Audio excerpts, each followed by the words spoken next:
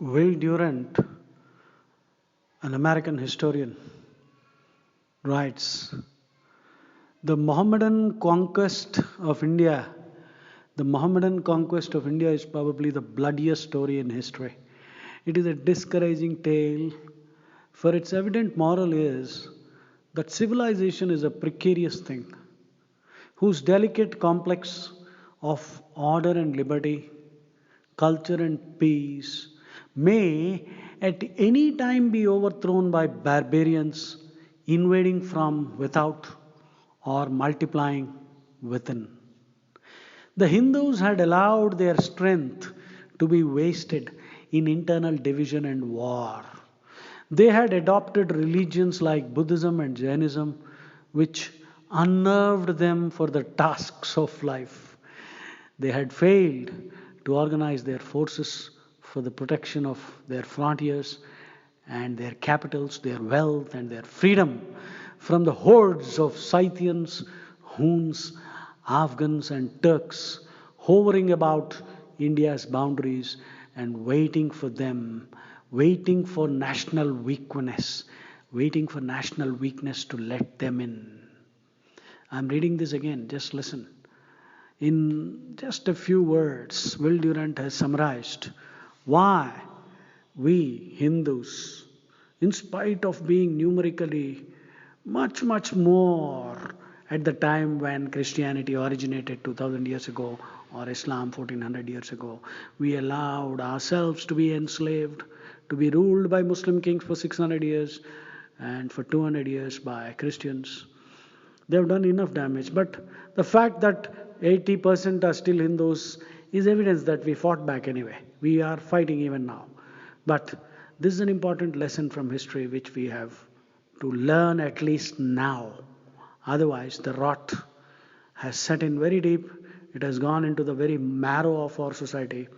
Hindus, generally, the earlier generation and the current millennial generation seem to have developed a severe inferiority complex. They are ashamed to say that they are Hindus. In fact, it is very sad that even a person like Amitabh Bachchan, in some interview, he said, I'm not a Hindu.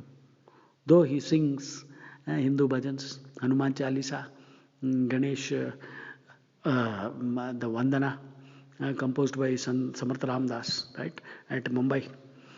So, this is a very strange situation. I do not know why Hindus are ashamed to be Hindus. In fact, there is every reason to be proud. Because Hinduism is the only religion where you will find the noblest philosophical ideas which are unthinkable for Abrahamic cults, unthinkable for Christianity and Islam. Because these are predatory, proselytizing religions. They only believe in either converting or killing the infidel. Ask any devout Christian who reads the Bible or a devout Muslim who reads the Quran. This is the whole truth. They never accept other gods. They believe that theirs is the only way and their duty is to convert or to kill. Now, Will Durant sums up very nicely. I'm reading again for your listening pleasure. The Mohammedan conquest of India is probably the bloodiest story in history. It is a discouraging tale, for its evident moral is that civilization is a precarious thing, whose delicate complex of order and liberty, culture and peace may at any time be overthrown by barbarians invading from without or multiplying within. The Hindus have allowed their strength to be wasted in internal division and war. This is happening even now, right? Only RSS will unify Hindus. The concept of caste difference and caste discrimination is totally ruled out in RSS. In RSS, every Swayam Sevak declares that he is a Hindu. We don't talk about caste at all. Well, that's a different story. Discrimination should be thrown out, lock, stock, and barrel. Even Rama consumed the bear given by Shabari. Rama embraced Guha. Right? So there are innumerable stories. Discrimination never existed in Vedic society. Nevertheless, let's see what Will Durant is saying. So the Hindus have allowed their strength to be wasted in internal division and war.